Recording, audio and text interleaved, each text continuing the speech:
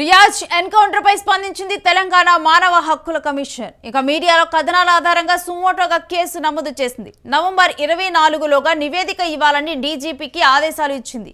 Constable Pramod హత్య కేసులో Riyaz arrest సోమవారం జరిగింది. ఇక అదే సమయంలో సోమవారం తాను నిజామాబాద్ జీజీహెచ్ ఆసుపత్రిలో కూడా చికిత్స పొందుతున్నారు. ఇక రియాజ్ అక్కడి నుంచి కూడా పారిపోయేందుకు ప్రయత్నం చేయటము, ఆ తర్వాత పోలీసుల దగ్గర ఉన్నటువంటి గన్నును లాక్కునేందుకు కూడా తాను ప్రయత్నం చేయడంతో కూడా ఇక పోలీసులు తన కాల్పులు జరిపితే కనుక డెఫినెట్గా అక్కడ ఉన్న చాలా మందిని కూడా తను హతమారుస్తాడని కూడా రియాజ్ను ఎన్కౌంటర్ చేశారు పోలీసులు. ఇక పారిపోయేందుకు ప్రయత్నించగా కూడా ఇటు కానిస్టేబుల్ ఆసిఫ్ అడ్డుకున్నారు. రియాజ్ చేతిలో తీవ్రంగా కూడా కానిస్టేబుల్ కూడా గాయపడ్డాడు. రియాజ్ ఎన్కౌంటర్తోనైతే అక్కడున్న ప్రజలు సంబరాలు చేసుకున్నారు.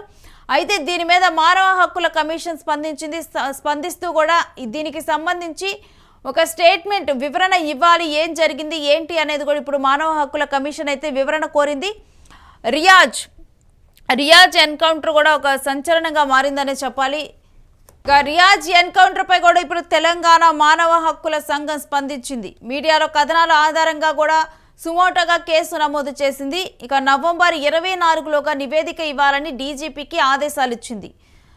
ఇక మనందరికీ కూడా తెలిసిందే, రియాజ్ 40 కేసుల్లో కూడా నిందితుడిగా ఉన్నాడంటూ కూడా తనని అదుపులోకి తీసుకున్నారు. కొన్ని హత్య కేసులు, కొన్ని దొంగతనాల కేసుల్లో కూడా రియాజ్ మీద ఇటు కొన్ని కేసులు ఉన్నాయంటూ కూడా తన్ని అదుపులోకి తీసుకోవటం జరిగింది. అదుపులోకి తీసుకున్న సమయంలో ఇటు బైక్ మీద ముందర ఒక కానిస్టేబుల్, వెనకాల ఒక కానిస్టేబుల్ కూర్చొని మధ్యలో రియాజ్ని కూర్చోబెట్టుకున్నారు. అదే సమయంలో రియాజ్ దగ్గర ఉన్నటువంటి కత్తితో కూడా పారిపోయేందుకు ముందున్న కానిస్టేబుల్ని, వెనకున్న కానిస్టేబుల్ని కూడా తను తీవ్రంగా గాయపరిచారు.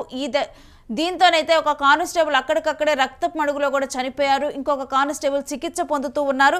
ఇక ఆ తర్వాత ఈ కేసును సుమోటోగా తీసుకున్న పోలీసులు కూడా గాలింపు చర్యలు చేపట్టారు. అయితే ఇక నిజామాబాద్లోనే రియాజ్ ఉండటం జరిగింది. నిజామాబాద్లోనే ఊరి చివర్లలో కూడా కొన్ని షెల్టర్లో, గోడౌన్లో కూడా తను తలదాచుకున్నాడు. ఈ విషయం తెలుసుకున్నటువంటి పోలీసులు అతన్ని అదుపులోకి తీసుకోవడం జరిగింది. అదుపులోకి తీసుకునే సమయంలో కూడా ఆసిఫ్ అనే మరొక వ్యక్తి దానికి సహకరిస్తే అతన్ని కూడా గాయపరిచాడు రియాజ్.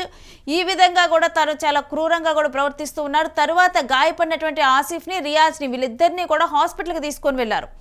సోమవారం ఇటు నిజామాబాద్ జీజీహెచ్ ఆసుపత్రిలో తరలించిన తరువాత అక్కడ కూడా ఇదే రకమైన బిహేవియర్, అక్కడ నుంచి పారిపోయేందుకు కూడా తర్వాత తను ప్రయత్నాలు చేశాడు.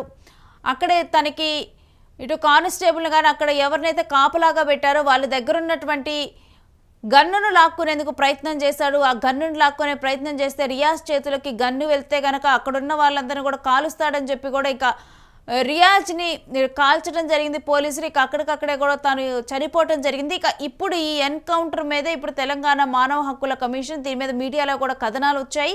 యూటీవీలో కూడా మనం అనేక కథనాలు కూడా దీని మీద ప్రసారం చేశాము. అయితే దీని మీద ఇప్పుడు తెలంగాణ మానవ హక్కుల కమిషన్ సుమోటోగా కూడా కేసు నమోదు చేసి దీనికి సంబంధించి ఈ మంత్ 24లోగా కూడా అసలు ఏం జరిగింది ఏంటి అనేది కూడా వివరణ ఇవ్వాలంటూ కూడా కోరింది.